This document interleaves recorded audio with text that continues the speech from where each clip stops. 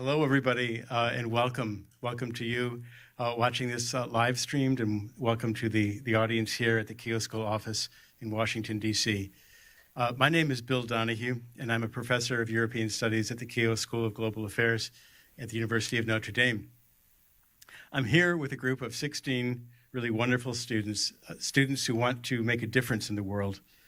Most are undergraduates studying everything from classics to engineering. 3 are graduate students training for careers in international affairs. What they have in common is a conviction that Europe matters. But that is not a view that is shared by everyone. Before President Obama announced a pivot to Asia, the Academy had already pivoted away from Europe. The mantra that seemed to contain its own justification was then, and in some quarters still is, Eurocentrism. It is a charge and an accusation that still stings. We need to get over our fixation on Europe, the argument goes, in order to see the rest of the world.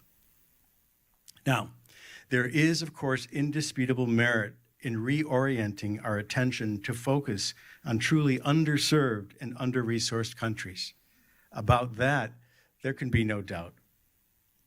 But this desire to serve neglected areas of the globe need not occur at the expense of Europe, if for no other reason than the fact that Europe is home to some of the most venerable agencies dedicated to the cause of development and human flourishing.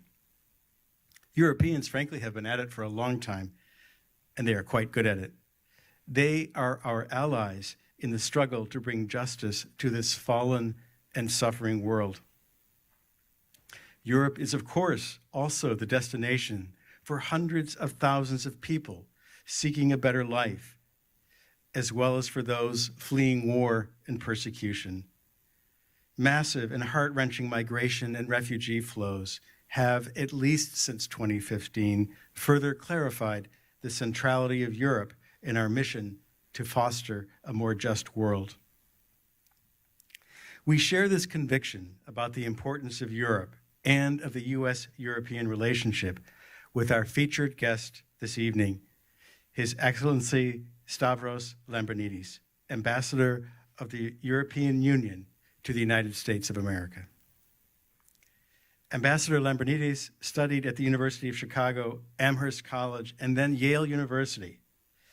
Like the students who are joining us here tonight, he has, in other words, enjoyed some of the very best American higher education has to offer. And like many of my students in this room, Ambassador Lambrinidis wanted already as a young person to make a difference in the world. He wanted to do good, not just to do well. And so he entered government service in Greece, where in 2011, he rose to the position of Minister of Foreign Affairs. The next year, he became the European Union's first ever special representative for human rights, a position that gave him the standing to advocate powerfully for issues that had long been deeply felt passions: human rights, democracy, international justice, humanitarian law, anti-discrimination policies, and the abolition of the death penalty. In his career, he has demonstrated the difference a single person can make, and in his work, including especially his current role as EU ambassador to the US, he articulates the potential that can yet be realized when the US and Europe stand together to tackle problems that transcend any single country's borders. Ambassador, we are very pleased and honored to host you here at Notre Dame's Keough School of Global Affairs. Please join me in welcoming Ambassador Lambrinidis.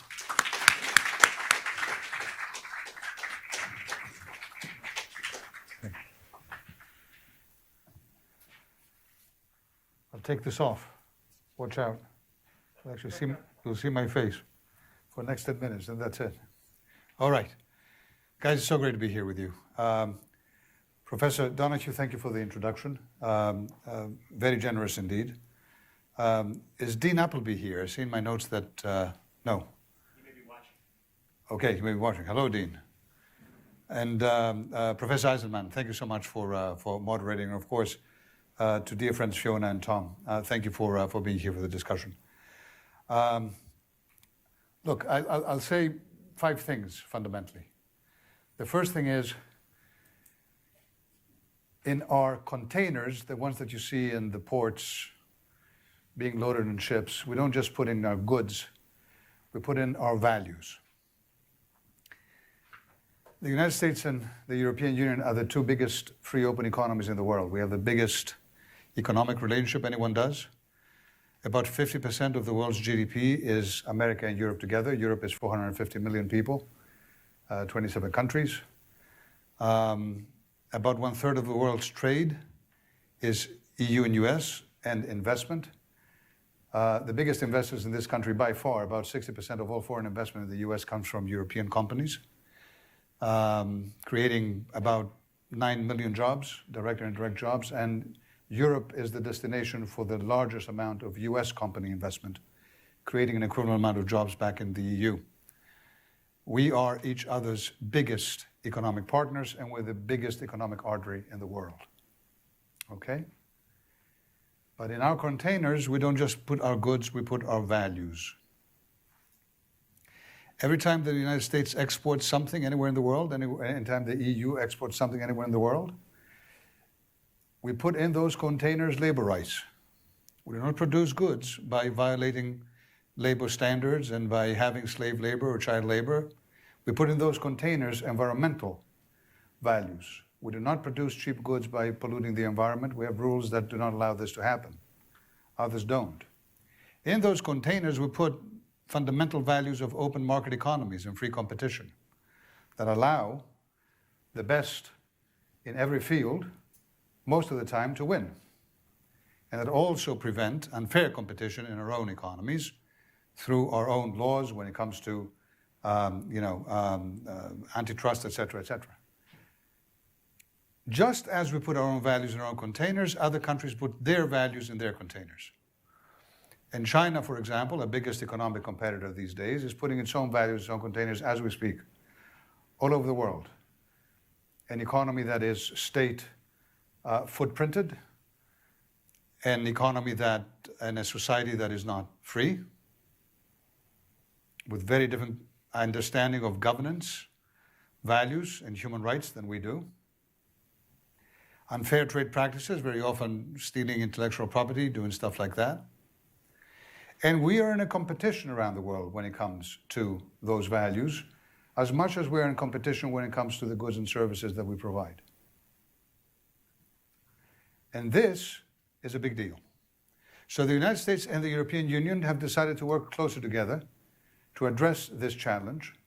And we do have differences, mind you, between us, Americans and Europeans. And I'll mention very quickly, if you want to ask questions, I can tell you afterwards. But we have decided we're going to work together. We're going to look at supply chains. COVID, and now the semiconductor supply chain crunch has shown us that unless we're able, as the 2 biggest open free economies in the world, to find our competitive advantages and to be able to coordinate with each other, then we will be losing a very big supply chain game. And that's not good for our companies.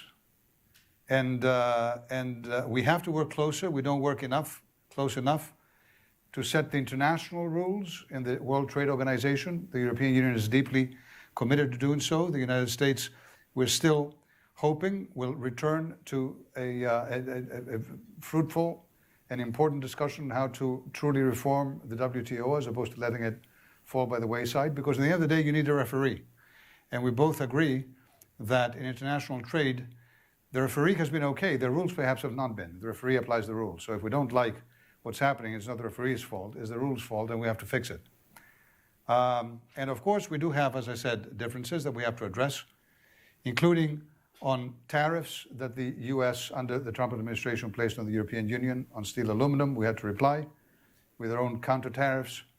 And now, as we're exiting COVID, the craziest thing that we can both do is to continue punishing each other with tariffs as opposed to finding a way to get rid of those illegal steel aluminum tariffs to begin with. And we're discussing with the administration, the Biden administration now, very closely on this. Second point I want to raise. If you have nothing to hide, you have nothing to fear. This is what I was told as a vice president of the European Parliament when at the European Parliament I was promoting with a few other brave members of the European Parliament at the time the first set of European Union privacy laws. And I was told this not by the Chinese necessarily, although they certainly were not happy with what we were doing, or others, but even by companies here in the United States. Privacy, I was told at the time, is going to kill innovation and competition. And we shouldn't be focusing on it. Heck, they would ask, Mr. Lambrinidis, are you a terrorist? No. Are you an organized criminal? No. And what's the problem? If you have nothing to hide, you have nothing to fear. And my answer always was, if you have nothing to hide, you don't have a life. Get a life. Everyone has something to hide, something entirely legitimate to hide, not illegal. This is a battle for democracy. And we are in a battle for democracy in addition to a battle for values right now in the world. China and others are pointing to us. And we have to be able to set the rules of the game, not just for us, but also for the world. So when we met in Pittsburgh 3 weeks ago, Americans and Europeans, in the first session of the Trade and Technology Council that we set up, one of the main issues we discussed was artificial intelligence. What are the standards that we have to set for AI's use in the future? Because if we don't, someone else will. And hey, someone else is in Xinjiang, in China, where they're using face recognition and cameras and voice recognition, all those things, in order to repress. Is that okay? It's not. If we sit back with our hands thrown up, or if we don't focus on the issue, those values are going to be exported with those cameras in those containers from China. And we have to bake in privacy, human rights in the technology of the future, because they do affect our democracy. Everyone is woke now about how the misuse of social platforms can threaten, weaponize disinformation and hatred in a way that violates fundamental principles of democracy. Guys, democracy is a sensitive little thing. And it's tough as heck. It's tough as heck because it requires every single individual, you and you and you, to be informed, to be willing to listen, to be willing to change your mind, to be willing to discuss with someone they don't agree with necessarily, trying to convince them, perhaps, oh, what a crime. Be convinced by them, change your point of view. Isn't that what we do every day at Notre Dame, in every major university in this country or around the world, in Europe? And if we stay at the point that our societies are now, incapable of discussing, we're in trouble. And my concern also flows to universities. When I was in university back here in the States at Amherst, I was given a safe space. My university was my safe space to be able to debate. Boy, did I have debates. They have arguments and fights with people and back, but in a safe place, respecting one another. They taught me how this is done. It wasn't a safe place just for me. I'm Greek. I'm a Greek social democrat. This is what I believe. This is what I love. You have to respect it. Don't say anything that sounds like it's anti-Greek, because I will be very offended and upset. It was a place where I could actually exchange views with people, serious views with people, and have discussions. Universities have to become safe spaces again for that kind of democratic training. We have to learn how to be democrats again and how to lead this fight around the world. Third point. It takes about 5 seconds to produce a plastic spoon. It takes about 5 minutes to use it. It takes about 5 centuries for that spoon to disintegrate in a landfill. 5 seconds, 5 minutes, 5 centuries. That's kind of wacky. Plastic right now is everywhere. Single-use plastic in particular. It's in the oceans. It is killing marine life as we know it. It is killing fishing communities around the world. And we can get rid of it. And we must. In Europe, we have a law that has outlawed single-use plastic already. And by 2030, if you import anything in any carton that is not made out of recyclable anything, you can't do it. And we did this speaking to the companies in the industry. We didn't impose it on them. We had a serious discussion on how this can be done and can be economically viable. Guess what else is economically viable? Not just economically viable, a guarantee for an economic boost, and that is fighting climate change and doing it now. We in Europe have committed to carbon neutrality by 2050. By 2030, reducing our emissions by about 55%, if not more. Does that cost money? Absolutely. Is that going to ruin our economies? Absolutely not. Europeans were aware that climate change happened. In fact, it's interesting to note that in Europe, this was never a politically divisive issue. From the right to the left are voters voting for any party. And boy, I mean, in Europe, we have many, many parties, right? Extreme right to extreme left. Every single political party had climate change as number 1, 2, or 3 issue for the voters of that party. And that also created pressure on our politicians as well to address the issue.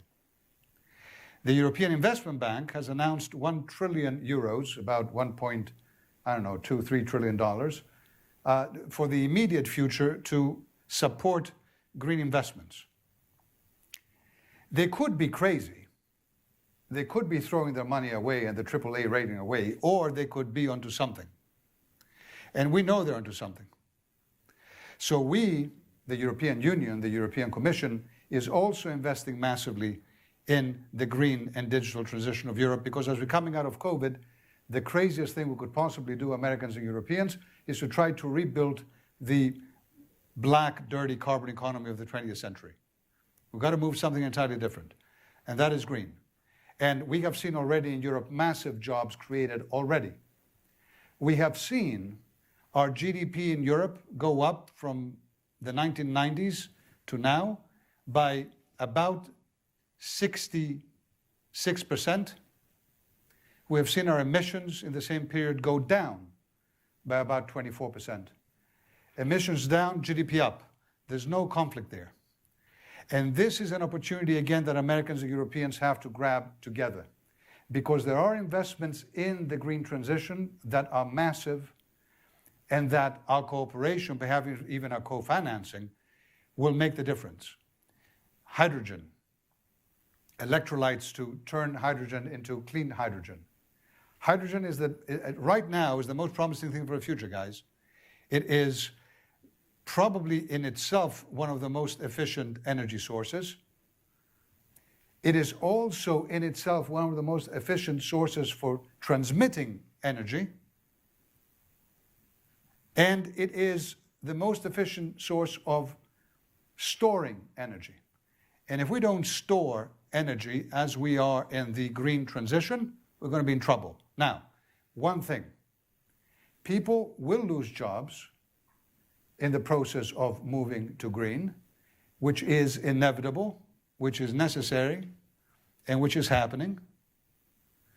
And we can either let the market figure out what to do with these people, or we can decide that we're going to support right now those communities, because if we don't, there probably will be too much political opposition to the green transition. So in Europe, we've sent up a multi-billion-dollar fund. We call it the Just Transition Fund. It is already targeted to the communities in Europe that are coal mining communities, but we also have another fund, even bigger fund that we're setting up now, that will support people facing potential energy poverty. And of course, energy prices is a big issue now. We can discuss it if you want to. Fourth point, boy, I'm taking too much time, sorry. Fourth point, what's so scary about smart girls? You know, when I would travel around the world doing human rights, I would go to different countries, and usually those who were pretty happy violating human rights, eventually, when other arguments failed, would tell me, Mr. Lambrinidis, listen, we are fighting terrorism here. We're having some serious issues that we're dealing as a government. You also care about these issues as Europeans. Why are you raising human rights here and ruining the spirit of this wonderful cooperation that we could be having, we and you? And I would answer that question with a question I just posed to you. What's so scary about smart girls, I would tell him. Can you please tell me why it is that in Pakistan, the Taliban planted a bullet in Malala Yousafzai's head when she was advocating for girls' education? Can you tell me why Boko Haram in Nigeria abducted 300 girls from school instead of, bombing one more, police station they're good at?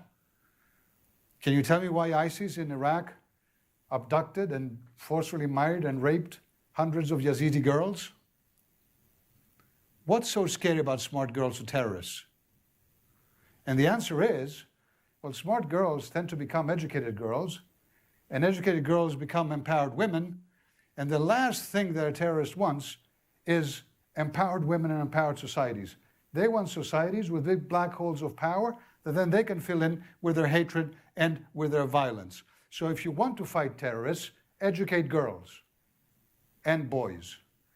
Don't tell me that's a luxury product. This is hardcore foreign policy. So my fourth point is security and defense. It's not just guns. And Americans and Europeans have to remember this again and learn how to do this, the non-gun business, better. But it also is guns. And the European Union has decided that it will become a better partner to the United States and to NATO and to our own security by actually investing more together in developing defense capabilities, in deploying more together around the world and mostly in a neighborhood. And this is something that we're talking as we speak with the US administration about, because we want to make sure that this is an interoperable and even more effective way for Americans and Europeans to look at a collective defense. But we're going to be doing it increasingly on our own, especially in a neighborhood, because fact of the matter is, and I'd be particularly interested in Fiona's and Tom's views on this, the US administration, virtually every US administration in the past 10 years or so, has signaled in one way or the other that the US doesn't want anymore to be the policeman of the world, that it wants to be focusing in particular areas and particular things, but not on everything. That means that the second biggest defense spender in the world after the United States, which is the European Union member states, that we have to take this into our hands and to make it more efficient and effective. Okay, final point. What's the European Union? Can anyone tell me? I bet you can't. Maybe some of you have studied and say this.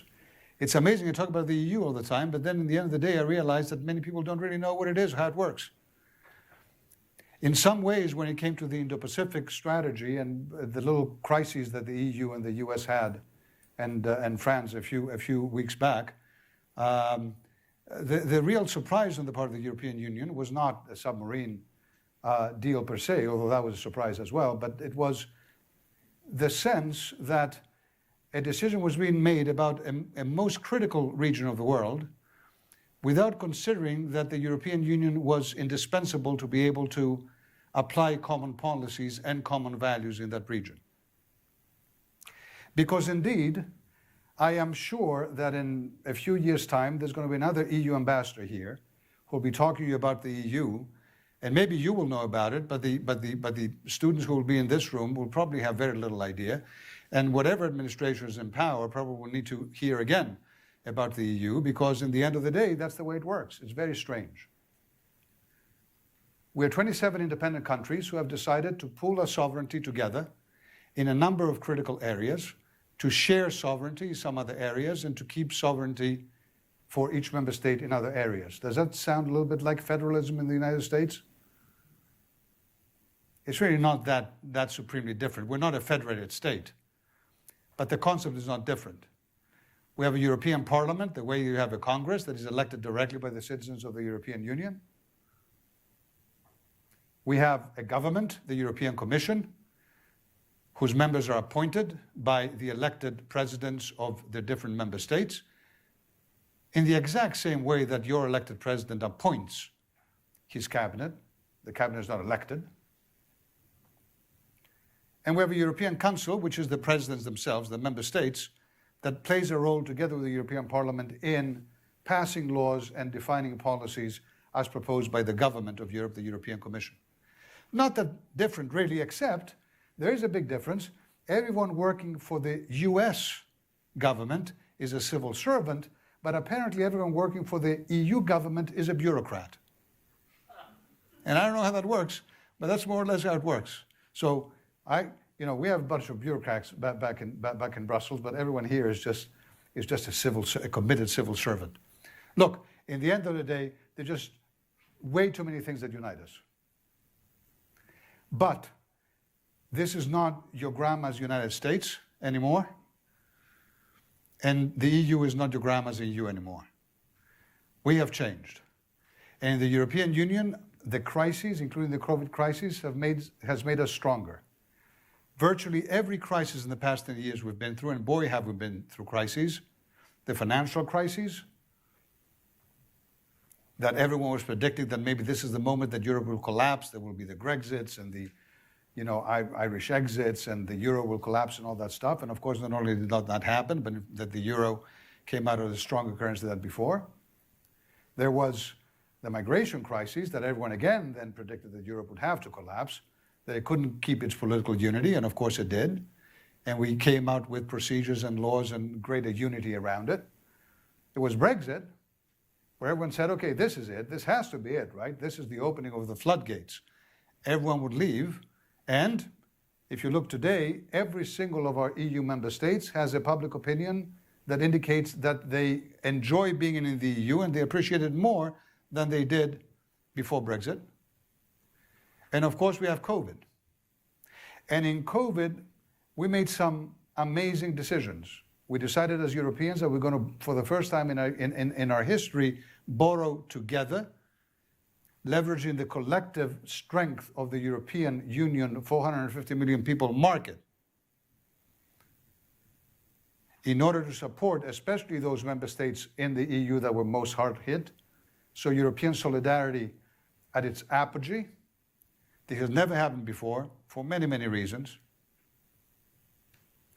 We decided we're going to lead the world when it comes to COVID, vaccines, and we're going to donate, and we have donated and allowed the export of more vaccines from Europe, produced in Europe, than we have actually put in European people's arms. In the beginning, everyone was saying, oh, this is crazy, why are you doing this? And today, we're the most vaccinated region in the world by far. We have led in climate, and we are ready to be the partner with the United States that can change the world. We will carry our share of the responsibility and the burden, and we will make it happen. So this is my job today. Good luck to me, and good luck to you. Thank you.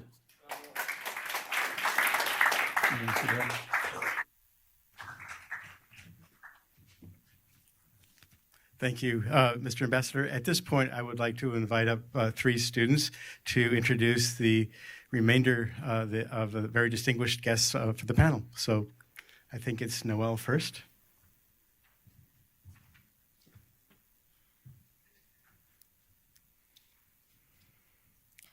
Good evening. It is with great honor that I would like to introduce Dr. Fiona Hill, Senior Advisor at the Center on the United States and Europe in the Foreign Policy Program at the Brookings Institution. While it would take me far too long to list all of Dr. Hill's tremendous accomplishments, I would like to specifically emphasize her experiences as they pertain to European, U.S., and Russian relations. Dr. Hill has served a total of over 10 years in the Foreign Policy Program at Brookings. Taking a leave of absence from 2017 to 2019, she served on the National Security Council at the White House as Deputy Assistant to the President and Senior Director for Europe and Russia. Previously, Dr. Hill also worked as a National Intelligence Officer for Russia and Eurasia on the National Intelligence Council. Dr. Hill holds a Master's in Soviet Studies and a PhD in History from Harvard University, as well as a Master's in Russian and Modern History from St. Andrews University in Scotland. A frequent writer on Russian and Eurasian affairs, she has published extensively on issues relating to Russia, the Caucasus, Central Asia, strategic issues, energy, and regional conflicts. Dr. Hill brings with her an enormous amount of experience and information pertaining to U.S., European, and Russian affairs, and we are so very lucky to have her joining us today. Personally, as someone intending on pursuing a career in legislation and international relations, I'm very excited to hear about her tremendous wisdom and knowledge that she will share with us today. Her work as a nonpartisan foreign policy expert under 3 different presidents has been very inspiring to read about, and it is with profound gratitude that we'd like to welcome her today.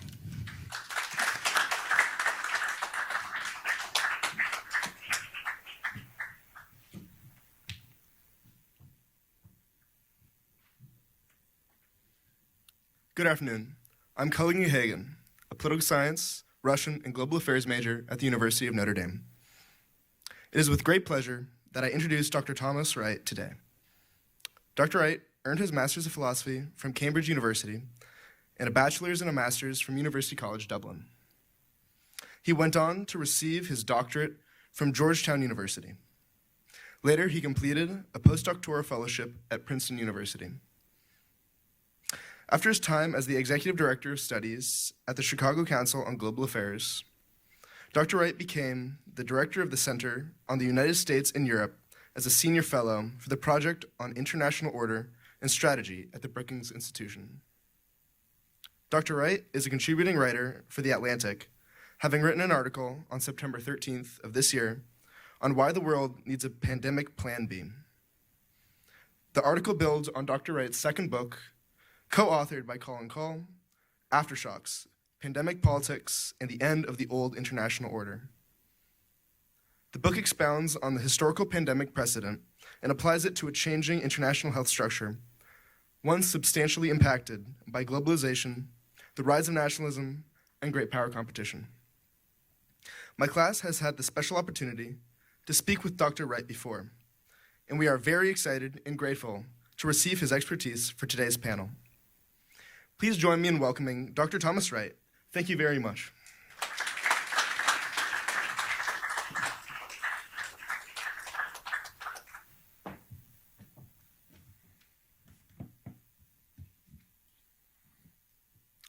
Good evening. It is wonderful to have you all gathered here this evening. My name is Frederick Holtzgrafe, and I'm happy to introduce to everyone Professor Joshua Eisenman. Professor Joshua Eisenman is an associate professor of politics at the University of Notre Dame, where he joined in 2019. Previously, he was assistant professor at the University of Texas at Austin. In his past, he has been a visiting faculty member at Fudan University, Peiping University, and NYU Shanghai. Additionally, he has been a senior fellow for China Studies at the American Foreign Policy Council since 2006. Professor Eisenman holds a PhD in political science from UCLA, an MA in international relations from Johns Hopkins, and a BA in East Asian Studies from George Washington. His areas of expertise include the international political economy, Chinese politics, and China-African relations. He is currently researching China's relationship with the U.S. and developing world through the lens of the Belt and Road Initiative. A mark of Professor Eisenman's expertise is his continued publications in the Wall Street Journal, Foreign Affairs, and New York Times, just to name a few. I think I can speak on behalf of everyone that we are very lucky to have you moderating this evening. Thank you.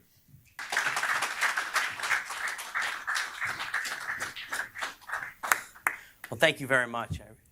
Excellent introduction. Well, it's great to be here today. I'm so happy to be with such an august group. And Mr. Ambassador, you've made some comments here, so you won't mind if I begin with our other panelists before turning to you. You can collect your thoughts. First, I wanted to just recognize these excellent books we have here. Ask you all to go out and buy them. But my first question is for Dr. Hill. As the ambassador rightfully said, values come in containers. And right now, we are in the middle of a trade problem, right? We're not able to import the goods we want. And your book talks specifically about how globalization impacts the working people of the United States, Britain, and Europe.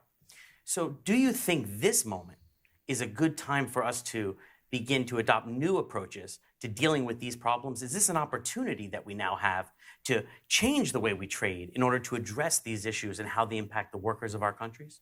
Well, I do think we have a great opportunity here. And in fact, I was listening very carefully, as I'm sure everyone else was, to what Ambassador Lambrinidis was saying. And I immediately picked up on your discussion of the fund that the European Union has set up, essentially, to start to think about how to retrain workers who are going to get left behind in the change to this next phase of the economy. In the book that I've just written, There's Nothing for You Here, I was looking back at the period beginning in the sort of 1970s and 1980s where we began the last major transition from heavy industry into the knowledge economy that we're all part of now, and to a much broader trading environment. And at that point, when maybe some people's here's parents or grandparents, certainly mine, lost their jobs in heavy industry, particularly out in places like the Midwest, there was no such fund to help people retrain. And it was often on the individual themselves, rather than kind of thinking about the collective interest that we all have in the future of the economy.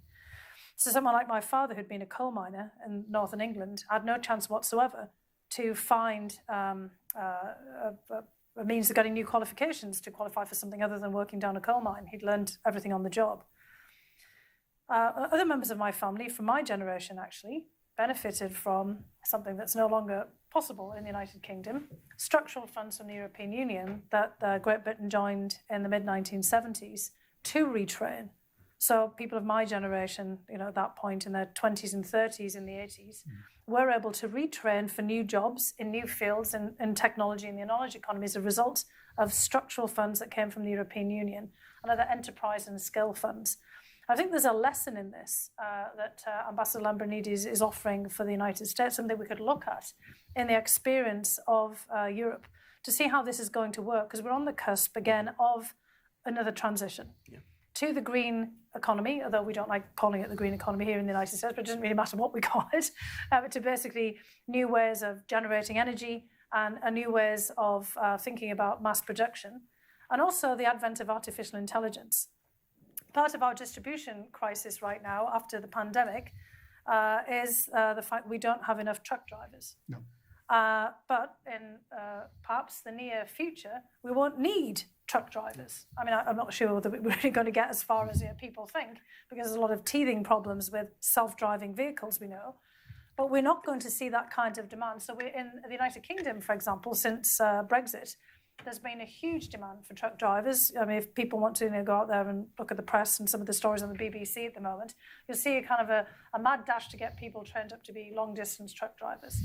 But, 5 years from now, there won't be that kind of demand. So we're going to have this constant necessity to give people the tools for moving on into new jobs and away from, positions that are not going to basically be necessary and in so much demand as they were before.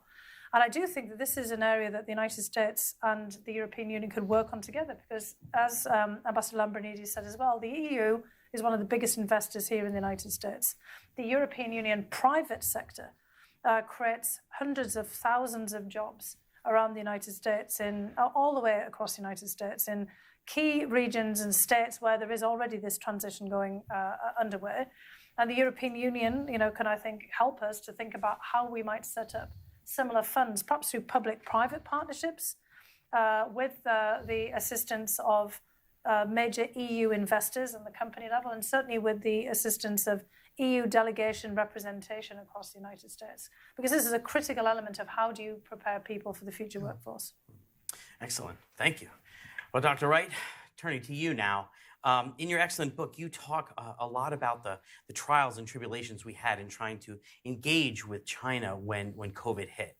And you talk a lot about how there were different views about how to do that. Some saying, well, we have to do it, be a bit more nicer. And some saying, no, we've got to be a bit more harder. And you talk about the lessons that were learned from the 2003 SARS crisis and how those had been applied such that we had created an architecture of engagement on healthcare, on health issues and on viruses and funding. Just a lot of doctors talking to a lot of doctors about a lot of things. But then when the moment hit, all of that seemed to fall apart. What does that tell us about how we need to work with China during crises? What do you think are the lessons we learned? What does it teach us about working with this regime, which, as the ambassador says, is not free? Well, firstly, thank you. It's a great pleasure to be on this panel with all of you, and to be back here as well and in person. How exciting is that? Thank you for mentioning, the book. I think what sort of struck us while writing it was one thing I didn't sort of fully understand, I guess, when we were starting to write it, was the degree of cooperation with China and the reforms really that took place after SARS, many of which were very sensible reforms which are to ensure that it would respond more effectively, in the future than it did during SARS. And then, as you say, those have begun to erode a little bit in the few years before. And then when the moment sort of hit, they melted away to some extent. I mean, the head of the Chinese CDC found out about COVID really from social media reports, and there'd been a whole system put in place, meant to ensure that they would be notified at a very early point. And of course, the regime was pretty secretive and not transparent, not very cooperative. I think going forward, as we look at future pandemics and climate, we have to try to find a way to work with China on these things. And the administration, I think, has been pretty clear that it would like to have a compartmentalized approach, that even when we're competing, we would also cooperate. The European Union, EU leaders have spoken about that too. And so I think we need to do that, and we need to engage in the WHO and try to reform it and work with China on that. But I think we also need to be aware that, those efforts may not work, right? I mean, already, from Beijing, they've been pretty clear to the Biden administration that they don't believe in compartmentalization, and they believe that we have to create the conditions for cooperation, by which they mean sort of unilateral concessions. Now, hopefully that will change, right? Hopefully that will change. But I think it would behoove us really to think about ways to try to have that diplomatic track with them, but also to have what we call sort of a backup plan where we deepen our cooperation with each other just in case, right? And what that means for pandemics is there's nothing to stop, the EU and the US and other like-minded countries from saying, we're trying for reforms of the WHO, but together we'll commit to higher levels of transparency just ourselves. And we'll commit to provide more public goods on global public health, ourselves. And we'll agree to greater coordination in the event of a crisis in the future, beyond what is required by international health regulations. And in that sense, if you set up sort of a parallel group, it's sort of a race to the top, not a race to the bottom, because we're actually agreeing to things beyond what we're committed to. We're not trying to dilute anything. And I think thinking about that a little bit doesn't solve everything for sure, but I think something like that reinforces global institutions rather than sort of undermining them. I think it's a very interesting answer you provide, because in the book you can see how that didn't happen, how people were at loggerheads, how the WHO had a certain way it wanted to go about it, and then there were people in the administration and they had a different view, and so there wasn't that kind of coordination. Turning to you, Mr. Ambassador, in your comments you raised the very important issue of the genocide of the Uyghur people in Xinjiang. And I know you've worked on these issues of human rights, so you're just the right person to ask this question.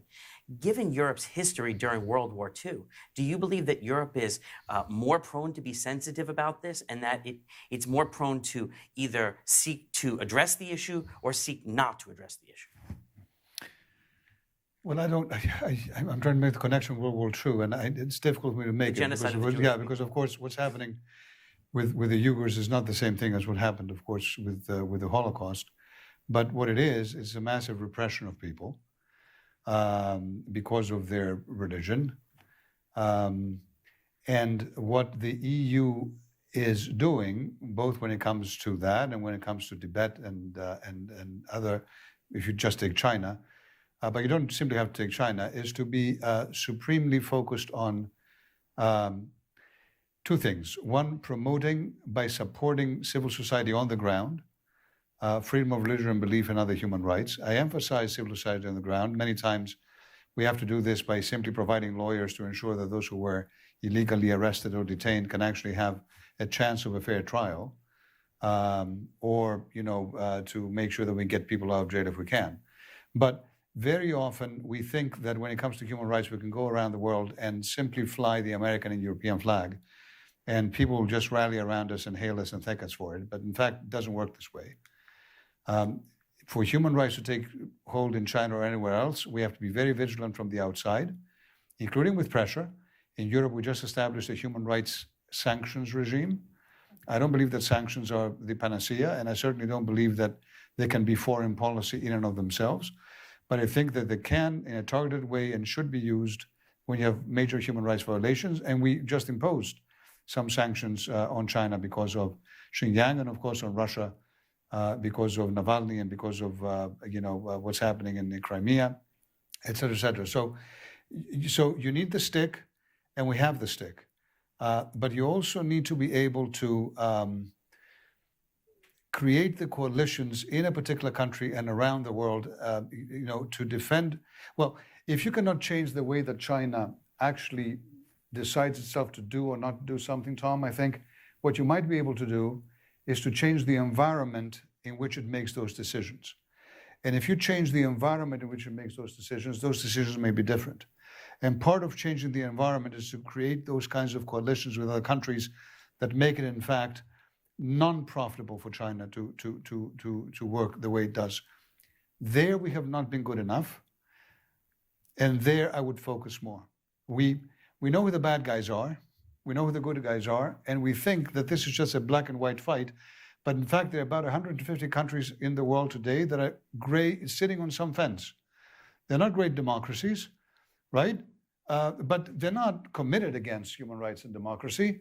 They're trying to figure it out, maybe. The sirens of China are there. And to those countries, just simply say either you're a democracy or you're not, or you're with us or you're not with us. It's not helping us out. I mean, even if we get to an agreement on artificial intelligence standards, I believe that we will with the US side in those talks that we have. In order to be able to make that a world standard, we need to be able to get other countries around the world to adopt it. And if they don't, because they take Chinese goods and Chinese values and Chinese containers, then we're just going to be sitting around. It's going to be big, Tom, I agree. And in fact, we did exactly what you suggested, exactly when it comes to AI. We said we are both signing up to the OECD standards, but we want to take it further. So we underlined the importance of multilateralism, but we also raised the ambition, which is exactly the strategy that you described. But we need to get allies. Well, let me ask a question here to the whole panel. I mean, as I've sat and watched the transatlantic relationship, the role that China's played has really changed over the last maybe 24 months. We've seen a lot more tensions arising, specifically the issue of the Lithuanian ambassador being sent home, and then the trade relations, and a lot of very difficult issues with Huawei and others. And so I wanted to pose a question to the whole panel, which is kind of whether Europe-China relations, right? Because you've got these 27 different countries with different views, different foreign policies. So we see this negative trend also in terms of the population and their views. And so is this going to continue to go down? Will it, do you think, bounce back? Or are we going to have kind of a bifurcation of countries that are more suspect and those that are not? And where's that going to go as we look at these 27 individual nations with foreign policy? Well, could you clarify about what you mean by more suspect in terms of the countries? Just the last comment that you said, because I mean I think what Ambassador Lambrinidis is kind of laying out, that obviously a lot of countries are worrying about their futures. It's not just trade, but where's innovation going to come from? Where are goods going to come from? We've relied on China for decades now for the mass production of all kinds of goods that we can't make cheaply at home. And clearly, when we have inequalities within our systems and people are looking for cheap goods, well, China's become, the main source of containers, in trade for everything from rubber ducks to, Christmas decorations, to, kind of you name it. Many of things are probably highly unnecessary, but that, people want, as well as, the kind of necessary outsourcing, as we discovered during the COVID pandemic, of everything from face masks that we're all wearing, and we've started to kind of make a lot of those, kind of here as well, but of also kind of vital supplies. So when countries are looking at that, it's not that, they kind of fall into some realm of suspicion or, kind of weakness, but they're like, where do I get these products? If we're not, and some of the debates that we've been having here in the United States and also in Europe have been about how do we decouple? I mean, this has kind of been the kind of thinking. Do we start to produce things, here in the United States? I mean, one of the, reasons for this back and forth on steel and aluminum tariffs with the United States that I kind of experienced with a great deal of pain along with Ambassador Lambrinidis in the previous administration, was this view that had taken hold in the United States in some places. The United States should think of the world in the way that it did in World War II, and that there was a great danger in not making everything here at home.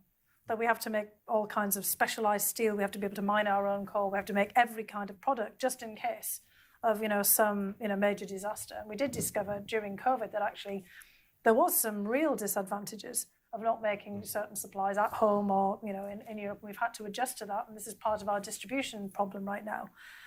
But I think kind of as Ambassador Lambrinidis was saying, in terms of having ours, we need to have a discussion about this. I personally feel very worried about the idea of a major confrontation with China on all of these issues. That doesn't seem very productive. We have to worry about Taiwan, and I mean, you're a scholar of East Asia and of all of these issues. The pressure that China is putting not just on its own domestic population, Uyghurs, Tibetans, others who are not Han Chinese, the pressure on parts of the Asia-Pacific region that thinks it's still its territory, like Taiwan, what we've seen happening in Hong Kong. There could be pressure on Russia, frankly, across the border, of all the territory that was taken by the Russians in the 1860s. Other, parts of the Asia-Pacific region, we've seen the clashes on the borders in the Himalayas, where Indian soldiers also died in exchanges with Chinese over, border disputes. There are some areas where we have to be very focused on pushing back and saying, no, this is not at all permissible. But there's areas where we still need to have China to come along. Climate change, the transitions to a new economy. So I think the big debate is, how do we all work together to address this? What is it we're talking about here that we're really worried about in China? Human rights, yes. But, in trade, China can still play a role, perhaps not in making rubber ducks and Christmas decorations. We might, in the interests of plastic and, conservation, we might not want those anymore, but I know, I keep thinking of rubber ducks, so I keep having in my mind, as a kid playing rubber ducks, and then everything eventually was made in China. Back in the day when I was a kid, actually, rubber ducks were made in Burma, now Myanmar. Anyway, is it right? Just like, yeah, kind of UK, before we joined the EU, so it was got a British Commonwealth, but how many rubber ducks can you really have in your bathtub at once, right? And they're not floating around in the sea, polluting beaches, from Hawaii to Fiji, thinking about my water bottle. This is not, kind of recyclable. I'm feeling nervous about. Isn't it? I mean, to add a bit more granularity to the question, though. And move away from rubber ducks, right? I think the issue, beyond trade, right? I think it goes to the point the ambassador was making with regard to values, right? When you use that phone and it prevents you from putting in Taiwan and Tibet, it goes beyond simply that, where you bought the phone. It impacts the words you can use, the freedoms that you have. So, as we see this tension growing between some nations feeling more concerned about this than others, where do we think the European Union is going on this issue? Is it going to go together, or do we see an increasing kind of bifurcation of different countries? I think Tom should jump in on this, but very quickly, yes, the European Union is not monolithic on its approach to China. There are different countries that have different primarily economic interests. It's not a value issue as much as it is, an economic issue. And indeed, we have made it very clear that we're not in favor of a Cold War with China.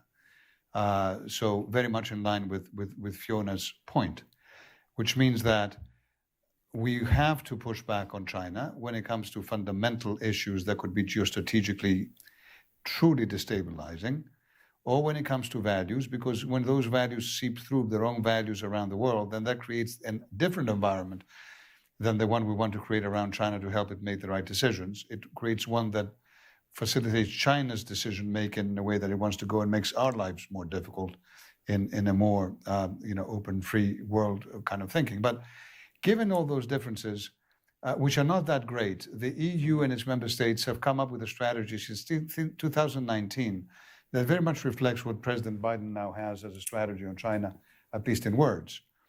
And we have actually put our money where our mouth is. So we have trade defense instruments in Europe right now, including to stop subsidized companies from abroad coming in and taking over EU companies or being allowed to participate in public procurements in the EU if they don't allow similar access to their markets. We have much stronger, antitrust countervailing duty laws. We passed what we call and we call it this way because as Europeans, we don't want anyone to know what we're talking about, a toolkit, a 5G toolkit, which is another way of saying that we have decided that we're going to actually work together to address together the security challenges posed by the wrong kinds of providers, whether companies or companies controlled by governments when it comes to 5G. And we have stopped a lot of the work of importing equipment from countries or including China, of course, and Huawei and others who violate those. So this is a united European response. I mean, we We are together and we are woke when it comes to China. But we are not in favor of decoupling. We don't think that's possible. I mean, in fact, the Cold War analogy is ridiculous anyway because it applied to Russia, a Russia with which we had no economic relations, right? We didn't need it. Whereas with China, we're extremely tied together. So the question is, and for me, and let me close with this. I understand the need to deal with China, but I am very much concerned that the way that both Americans and increasingly sometimes Europeans talk about it, we are giving the impression that China is, I mean, in a sense, we're giving a lot of power to China simply by focusing on it as if it is the number one issue. Instead of focusing on the American-European relationship and the positive stuff that it can create, which frankly, in and of themselves, would give half the answers we need when it comes to China as well, without necessarily mentioning China, China, China, China all the time. And so what we've decided to do now with a positive trade agenda in the Trade and Technology Council is do just that. Let's just focus on what it is that we have to do. Do we need to onshore some stuff? Sure. Do we need to have industrial policy? Perhaps. We are very much against industrial policy, guys. Those of you who are into economics a little bit, I don't know how many of you are or will be. Industrial policy was a dirty word in open market economies a few decades back, right? It's not anymore. And the reason it's not anymore is because many of us feel that China has become so big and has distorted the rules of the game so much that unless you manage to do some kind of industrial intervention in your economy, you've lost the game. So you cannot really have yourself a free market because you won't be able to compete anymore. But that doesn't mean that we come in and we just pump billions and trillions of dollars and euros into creating national champions, killing competition and innovation in our economies. That would be just a disaster. So I think what we ought to be doing is looking at things like semiconductors, that stuff that's really critical, and deciding, okay, maybe we need to have more production. But I'm not going to get the Europeans producing any semiconductor they want themselves. The Americans doing the same thing. Suddenly we have an oversupply of semiconductors. We spend trillions on it. Can we discuss now if we can have joint supply chains? Because if even if you're thinking about onshoring, keep in mind, Europe is not producing by violating labor laws, it's not producing by violating the environment. The Americans are not doing either. We are the two economies in the world that are open and don't do those things. Competition between us is supremely fair. We are one supply chain in the end of the day. Can we think smart about that as opposed to not? I think it's an excellent point. Tom, do you want to? I'll just make a couple of points because I very much agree with what Fiona and the ambassador said. I mean, the first is... My name is Stavros. If we're going to be doing Fiona and Tom, isn't the ambassador? Stavros is good. Or His Excellency works. You're excellent. Okay, Stavros works. His Excellency. Okay. Stavros works. Thanks. I think it's there's been enormous evolution in European policy toward China over the last few years, and that's largely been driven by China, right? I think it's largely been driven by China's behavior toward Europe, and I do wonder if we sort of elevated too much in the transatlantic relationship, because I think that ultimately the US and Europe don't need to be on the same page on everything to do with China. The US has very different interests in the Indo-Pacific because of the security issues and the alliance commitments. That will always add a bit of a different sort of tinge to the debate, and that's probably going to accelerate, over the coming years as things become a little bit more tense there, as many people expect. I don't think it's sort of fair to expect sort of the EU and European countries to be on board with every sort of posture or statement that the US makes there. I think what's important for Europe's own interests is to be resilient and strong, in Europe and in the region in terms of being resilient against Chinese overreach, right, or where China goes too far. And there's a lot that's been done on that already. And what's incredibly important is that Europe does that for its own reasons, right, and not because the US is asking it to do that. If Europe just does it under pressure from Trump or under pressure from Biden, then it'll be very shallowly rooted, right, and will probably fall apart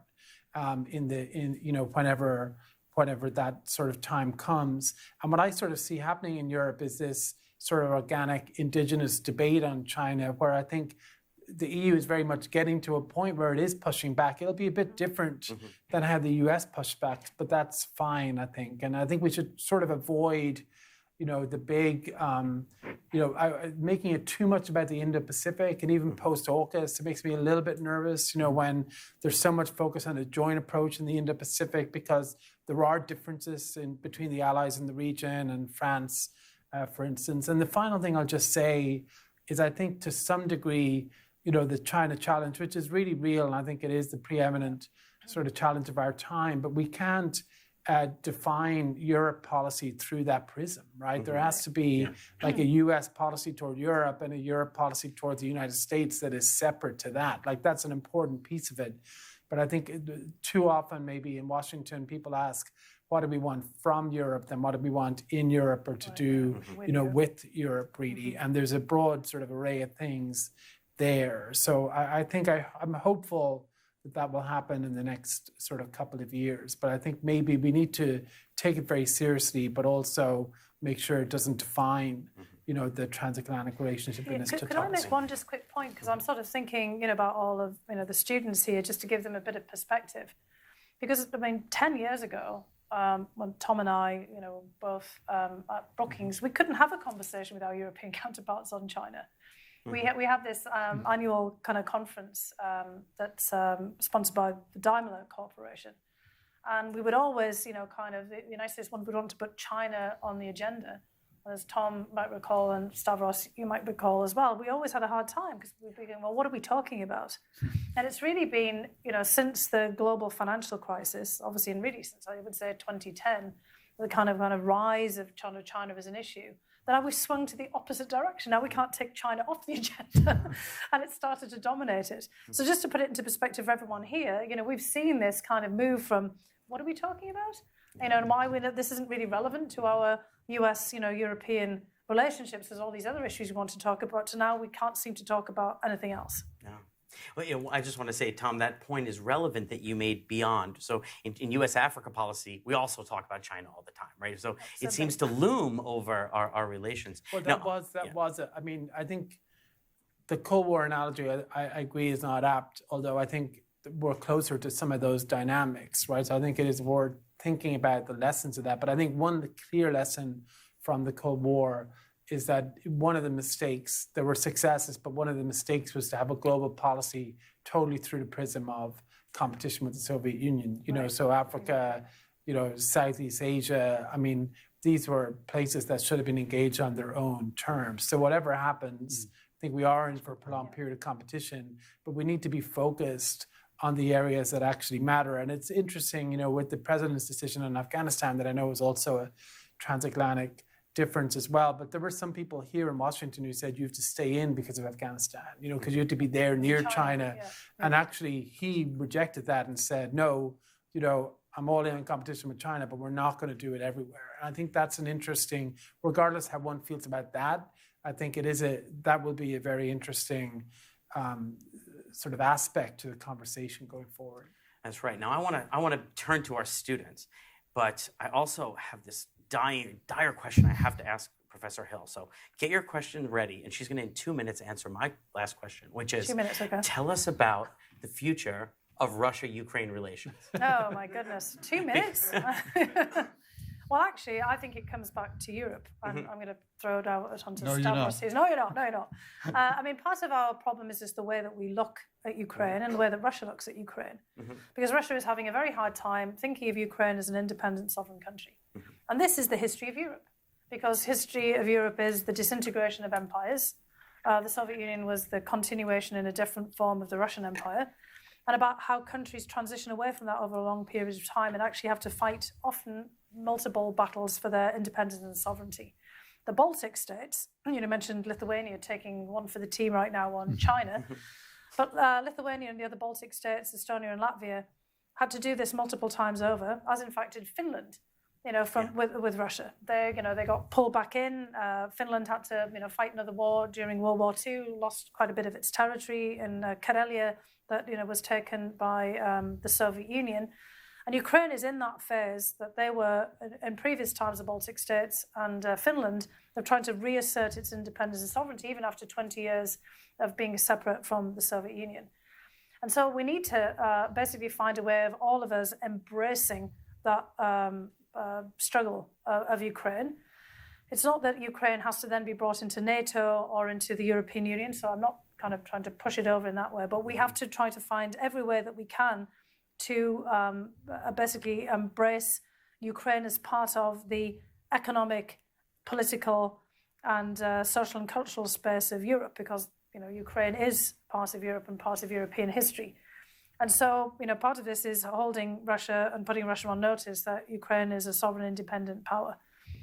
And we're going to have to articulate this in many different ways. I mean, one of the problems right now is that Russia sees Ukraine as a kind of a proxy war with the United States. Unfortunately, during the Trump administration, Ukraine became part of a proxy domestic conflict as well, which did great damage to Ukraine as well as to the reputation of the United States. And, the latest round of conflict has been, Russia trying to prevent Ukraine from having an independent relationship with the European Union. It was the European Association agreement that Ukraine was pursuing that Russia tried to stop, after, kind of basically Ukraine and Europe were already, quite far along in their negotiations. So I think it takes a lot of collective action. It's going to take this on multifaceted. I've already run out of my 2 minutes. And one element of this will also be on energy security, of making Ukraine a more integral part of European energy relations. I mean, we're already kind of seeing how Russia's trying to manipulate that at this point as well. Excellent. Thanks. Just 2.5. Excellent. Yeah, all right. So like let's turn to our august audience here. And please step to the microphone. I saw Will's hand first. So if you could step up to the microphone, introduce yourself, and ask your question. Yes, thank you all for being here. Thank you, Professor Eisenman. My name is Will Forson. I'm a junior at University of Notre Dame studying global affairs and PLS. And my question is directed towards Mr. Ambassador, but all may chime in if preferred. You stated the EU has come out of COVID stronger. Where do the Western Balkans fit into this stronger European future and trajectory? Is the EU negatively motivated to assimilate them, to preemptively avoid future Russian or Chinese influence, or are these states making sufficient substantive progress to admission? Look, it's a great question, and we just had a Western Balkan summit in the EU where, for the first time in the joint statement of that summit, we included the magic word enlargement. We support the enlargement with the Western Balkan countries, with a couple of caveats. One caveat is the capacity of the European Union itself to absorb more countries, so that is something that is there. And the other one, and the big one, which has always been there, of course, is the fulfillment of a number of criteria that take time, on which the Western Balkan countries are embarked on, some with greater progress than others, that eventually will get them to the point that they could seamlessly or relatively seamlessly become members of the EU. And that is a point that is rather difficult to get to, guys. Many times I hear the US, look, who wants the Western Balkans of the European Union? The European Union first and foremost. They are, if you look at the map, you understand why. It's Europe. It's almost like a big black spot. And the part of the European integration is exactly that. Now, geostrategically, indeed, it would be very, very important, because as the Western Balkans are doubting the European Union's willingness, and some are doubting it, to integrate them, of course, the sirens of Russia or Turkey or China, even more economically than otherwise, are much more appealing to them. And we are perfectly aware of that.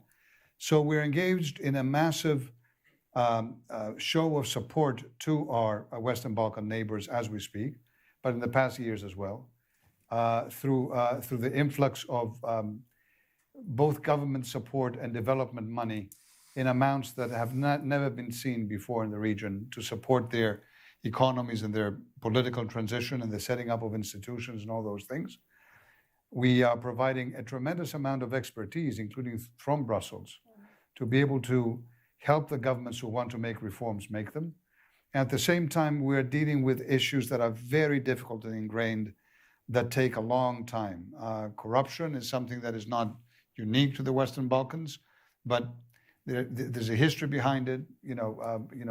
Few individuals holding a lot of money, playing around with that money, including with politicians, is an issue. Making sure that judicial reform is effective is an issue. So why are we doing all this stuff? You have to build good courts or else, it's difficult to get in. You have to ensure that civil society, is protected and participates in the planning of the different investments or else we have an issue. You need to have parliaments that are representative of people. I mean, why? And the answer, very simply tying to what I said at the beginning when it comes to democracy, is that if you look at democracy, is anyone perfect in our democracies? No. If the litmus test were perfection, of course no one's perfect. But of course, that doesn't mean that therefore everyone is equally imperfect, which is what those who violate every democratic principle would like us to think, by simply saying, oh, but look, you had an issue with January 6th. Oh, look, in Europe, you had an issue with this, right? So, no, we're not perfect, absolutely. But we're not equally imperfect. At the same time, the litmus test for democracy, in my view, is, do you have those independent institutions in place that will ensure that you cannot shove your violations under the carpet?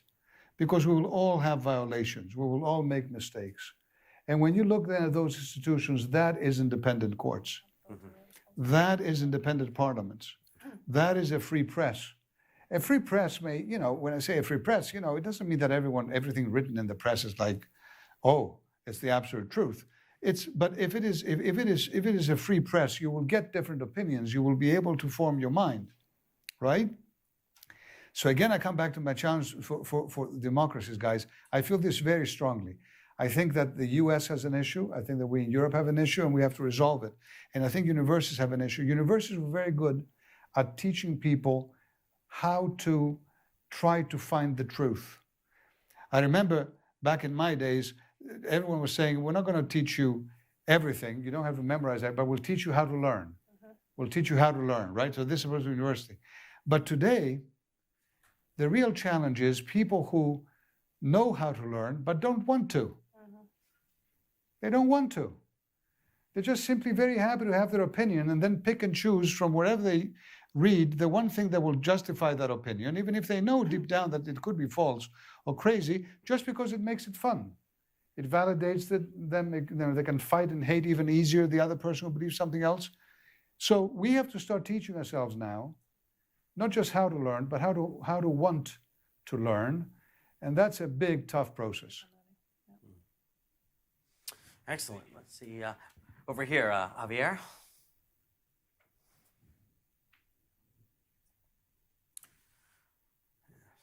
The issue of confirmation bias.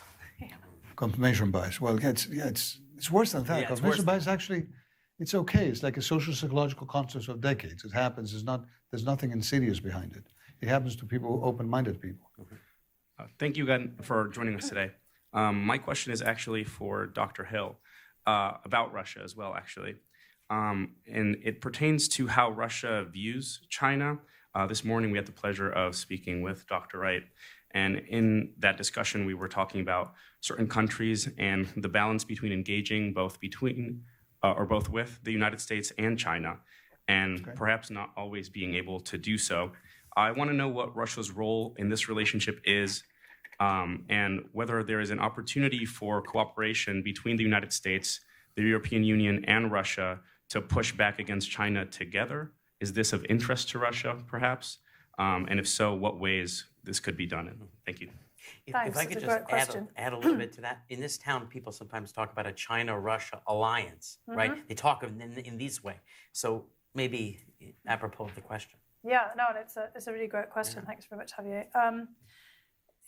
For the Russians right now, having a really close relationship with China and actually framing it in this form of kind of an alliance or a strategic partnership is pretty important for Russia, probably more so than China. I and many others would be the first to say that we've been a bit surprised by how close China and Russia have grown over the last decade, and especially over the last several years. And part of that is a push from us, because of things that Russia has done, applying sanctions. Ambassador Stavros referenced that already. The sanctions we've imposed on both China and Russia Both of them don't like it. And especially on Russia, a lot of these what we call malign activities, or the hacking and, kind of messing about in our elections, which they've done, with equanimity all over the place, and continue to do so. And, for Russia, as a result of those sanctions, of course, we've kind of cut off all kinds of technological transfers and, kind of abilities of Russia to continue its integration into European markets and get, investment from the EU and, especially from the United States. And so if you look over the sweep of Russian history, Russia often, when it's been cut off in the West, has turned to the East, given the mass extent of Russian territory and the extent of its history. And often in the United States in particular, we forget that Russia is an Asia-Pacific power. In fact, probably forgetting about that in Europe as well.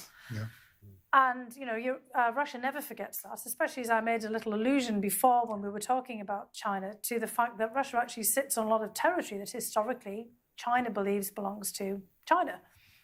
In the 1860s, when China was in that period of the great sort of century of humiliation, as it looks upon it, in the 19th century, the Russian Empire basically took advantage of Chinese weakness and expanded into a lot of territory that had been loosely held by the Chinese kingdom, east of the Lake Baikal and north of the Amur River. And if you go to Beijing, as I did a few years ago, and you look at kind of maps of China, you see there's a lot of colouring that goes in. We used to do that in the UK back in the day when all of the sun would never set on the British Empire. We'd stop colouring in the United States, but Canada, we'd colour them in. Australia, we'd colour that in as well. And New Zealand, anything that was still part of the Commonwealth. And I remember having a lot of fun colouring things in on my maps when I was about 10 years old. Well, the Chinese, people who are well over 10 years old, are still colouring in, kind of bits of territory. And it's not just Taiwan and, kind of the places that are sort of sitting on now. But I think Russians obviously noticed that. And one of the things that the Russian government has been very quick to do since 2000 with Boris Yeltsin, and then onwards with before 2000, the 1990s with Yeltsin, and especially after 2000 with Vladimir Putin, is make sure that they have an agreement with China about the borders. This is also the Central Asian states the same, and to try to make sure that China never thinks about those kinds of claims again in the future. And I think also, because we're all talking about China, Russia wants to make sure that it's also on the China bandwagon, but on the other side of the equation here. Now, there's a lot of tensions behind the scene. Now, will they become an opportunity, though, is another question for us in the future. The Trump administration and President Trump himself certainly thought there was an opportunity there. And in fact, part of the focus of Trump on Putin was to kind of woo Putin over personally, perhaps not Russia itself, but into an idea of some kind of action against China. You may remember that Trump tried to have Russia invited to the G7, the last G7. A lot of the European leaders decided not to come to that. Of course, it was in the middle of COVID. That was going to talk about China. So Trump did kind of think that maybe Russia might come into a coalition against China. Wasn't going to happen. And also against Iran, too. That was another issue of pain with the European Union. But Russia itself, no interest whatsoever, because Russia is very cognizant of the fact that there are tensions. Russia doesn't like the fact that China has moved into the Arctic, for example. There's been a lot of show recently of the Russians claiming that they've kicked out a US naval vessel from, the Sea of Japan area, really near the Sea of Okhotsk. But Russia itself made a very quick move in 2012, 2013, when the Chinese sent their nuclear icebreaker on its way up to the Arctic to do a transpolar expedition. When it went through the Sea of Okhotsk, this is the area bounded by Kamchatka, the Kuril Islands, and most of Russian territory.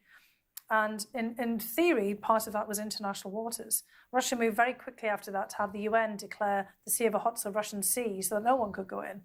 And in fact, there was all kinds of steps that they made to shore up their defences on the Kuril Islands, which they dispute with Japan. And the Japanese also took that as being a move against China to kind of basically signal hands off, this is ours, please stay away. Mm-hmm. And also in Central Asia, a lot of tension about, Russia seeing its security role there. Even in the Antarctic, which isn't, obviously an area that is particularly contested, but Russia seeing itself as a polar power, doesn't like China, moving in there, even in building up research stations either. So there is tension there, but Russia wants very much there to be a strategic alliance with China. So right now, I don't see a lot of prospect. I do think that we can make the Russians a bit nervous about the kind of longer term prospects with China. Russia closed the border very quickly during COVID because of concerns about contagion.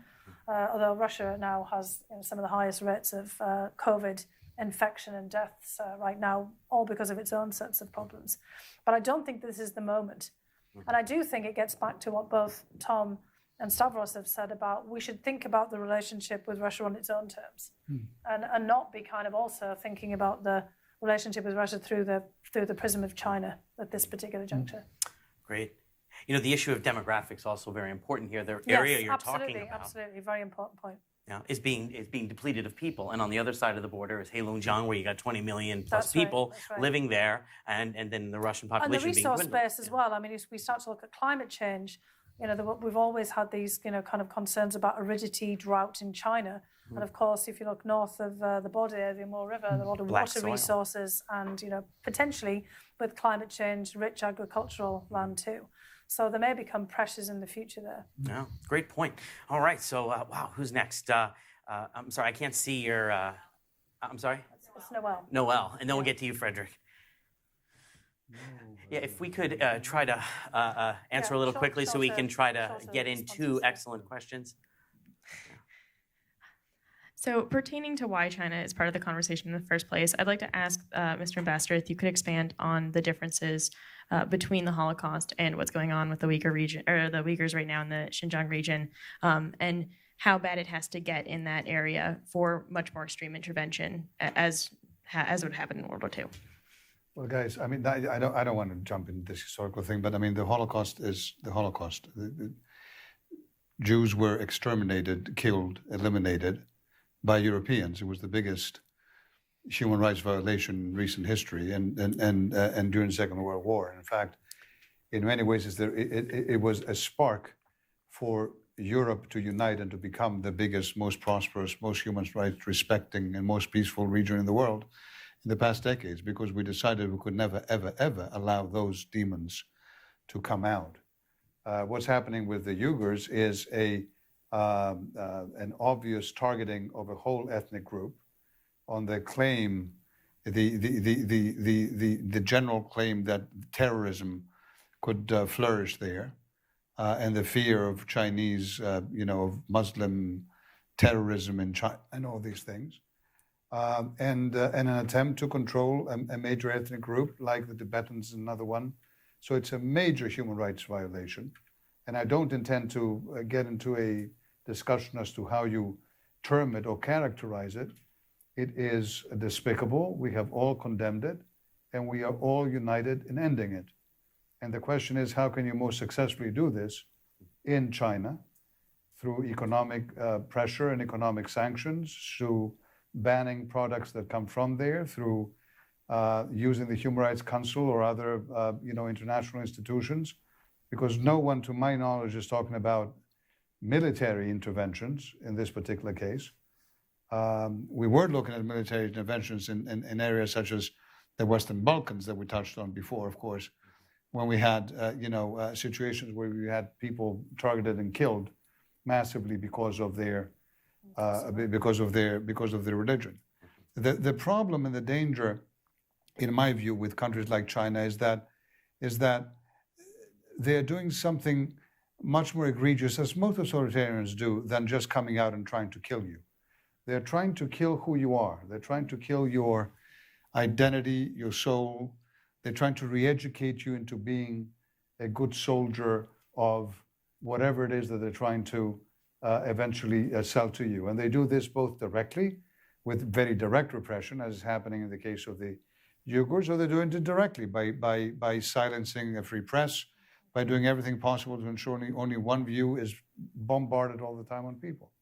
So, I think we're both united quite effectively against what's happening in Xinjiang with the Uyghurs, honestly. Great. Frederick, let me see if we try to slip another one in here if it's a quick answer, but, don't feel rushed. Yeah. Yeah, Your Excellency, you mentioned the importance of bringing in You asked for it. as many countries as you can when it comes to creating coalitions that make China's actions unprofitable, and not viewing the world as a bifurcated us versus them. So U.S. policy seems to be acknowledging that while there is a growing frustration with China universally, the source of these frustrations around the world are rooted in a wide variety of issues. So what do you have to say about the U.S. approaching China in smaller, more intensive coalitions such as the Quad and AUKUS, or the new AUKUS deal, as opposed to larger, less intensive coalitions? Yeah, I think it's a very good question. In my view, it's not either or. You have to do fundamentally both. You cannot achieve this without multilateralism. You cannot achieve this without changing the environment around China. When I mean around, I don't just mean geographically. I mean globally. But of course, you need some very focused coalitions of, whether it is with the EU or the EU with the US on this issue, or with the Quad or others, to deal with very specific, bigger problems where we carry the major weight. The EU would be in the cases of trade and economic and other kind of reforms that are needed, and policies that are needed to ensure that China is contained in its own attempts to impose its own model of the economy on the world, and the Quad and the eyes and all that is perhaps more important than security. I would say, look, let me just take one thing that is very present: the Summit for Democracy. So, the Biden administration has announced a Summit for Democracy, and there are three main themes there. One is anti-corruption, the other one is anti-authoritarianism, the third one is to promote human rights. And I agree with all three. I would say the following: how you manage to formulate this with the countries that you bring in, it's going to be make it or break it fundamental for your success here. And this is not just an anti-China thing. I hope it isn't, because we certainly, as Europeans, don't look at it as this. In fact, we wish that a lot of the discussion could focus on celebrating and remembering why democracies themselves are such an important system. Because you talk to young people around the world today, even in Europe and the US, and the majority of them says, living in a democracy is not among the highest priorities. They don't think it's a big thing, right? Which is really quite amazing. But, okay, so how do you approach this? My view is you have to be able to create a coalition of countries that are there. Well, you have to give ownership to every country that you invite when it comes to democracy, although many of them will not be great democracies. Because if they're just great democracies, then you're doing nothing other than preaching to the converted, right? But the best way to get everyone is to give ownership of democracy. A way to do this, in my view, is, for example, to try to identify a great practice every country that is there maybe has in a different area. One may be a very good election law, although they may not be particularly good with freedom of expression right now or the press. Another one may be someone has, just released 100 journalists from jail, although they're not. And have them exchange best practices and experiences. So don't make it against anyone. Make it about how we, in that room, can support each other, although none of us is perfect, let's admit this, can support each other in promoting this broader, fantastic, difficult as heck, as I said before, political system that has given us so much, including freedom. I never understood why it is that suddenly everyone is talking about, efficiency, the Chinese are providing more efficient something than Western democracy. Whoever defined democracies as the efficient system? I remember Hitler made the trains run on time, it's not, I'm not saying the democracy should not make the trains run on time. I'm just saying we are forgetting the fundamental issue here, which is, the soul of every citizen, the freedom that make us flourish. This is not a kumbaya. It is not kumbaya. Of course, you need to have food on the table, you need all those other things, but we believe, and we've shown it, that in fact that freedom allows us to happen, and if sometimes they're clogging. So let's create a coalition of good human rights stories around democracy. Let's give everyone in that room a sense of ownership so that they feel they are part of the equation. And then, if you succeed in that, maybe they will do the next good step and the next good step. And that's an entirely different way to approach this than saying we're all going to get together in order to, at the end of the day, condemn this and that and the other. That's the way I feel about it. But anyway, so I think that's an excellent way to to end it, that Oh, I didn't mean democracy to end it, I'm protection. sorry. Well, the time ends it. It's not. Okay. But democracy protection begins at home, right? It begins with being an exemplar and doing the best you can rather than pointing the finger. Now, I'm looking at my colleague here, Bill Donahue. Do we have time for one more question? Uno más. Okay. All right. Patrick? So long as it's not addressed to His Excellency, because he's not going to answer. Okay? So address it somewhere else. I swear to God, I'm not answering another question. Throw Dr. Wright a hard ball. This is towards Dr. Wright. So in the past few years, the phrase great power competition has grown in popularity. And as we've seen in the last year, it seems that China is not as concerned about great power competition as much as it is preserving its own regime. We can see this through the crackdown on its private sector. And if this is not the correct lens to look at how China acts on the global stage, what is the correct lens to look at China, and how would this change our approach to dealing with this threat? Good one. Thanks. It's a great question. I mean, look, I think, great power competition is a phrase I used a fair while back. I think several people used it, and then it got such currency it came to mean anything. But to me, it means something fairly simple, which is, it's a returning of balancing behavior in the world. Like if you look at what Russia's view was of the Iraq invasion in 2003, it opposed it at the UN in public, but it didn't arm Saddam Hussein, it didn't intervene. Those are things it did in Syria, right? So that's very fundamentally different. I still think there's some meaning to it. Just set China aside for a second. The way Erdogan acts today in Turkey is much more similar to a traditional sort of great power Ottoman model than how Erdogan acted in Turkey, 15 years ago. Turkey is not a great power competitor of the United States. We're not in strategic competition with Turkey, but I think we miss something if we don't sort of recognize that it is a more traditional power than it was in the not too recent past. So I think you can basically have both. I mean, you can say there are elements in the world today that, are more akin to an intensified, great power sort of traditional competition with many different countries in many different ways. And there's also a particular US-China piece. There's a values piece that Stavros has talked about, that I think comes really out of each side being insecure about the effect that the other system has on them. I mean, China worries about us partly because of us being us, not just because of what we choose to do, right? It's social media, the freedom of the press and the like, and we worry about them being the regime, not necessarily because of things they will deliberately do toward us, in the secondary effects of their technology and the like. So I think there's a lot of different things going on, but I guess to end on a sort of a positive note, I think the thing we have to remember as well in all of that, and what I think we try to write about as well in the book is, there are these transnational threats too that are sort of shared, and we can't sort of just define it through the prism of, strategic competition. We're really seeing strategic competition and these transnational threats come together, and we have to figure out a way to handle those. Great. Well, with that, let me bring this panel to a close by thanking the Keough School at the University of Notre Dame, the Washington Center, Maura Policelli, my colleague, William Donahue, the students for their excellent questions, and of course, finally, the panel for taking the time to answer the questions. Thank you all for being here today. Thanks. And may I say, guys, honestly, excellent questions. I mean, really great questions, I really have to say. I really, I mean, I hope that this program expands.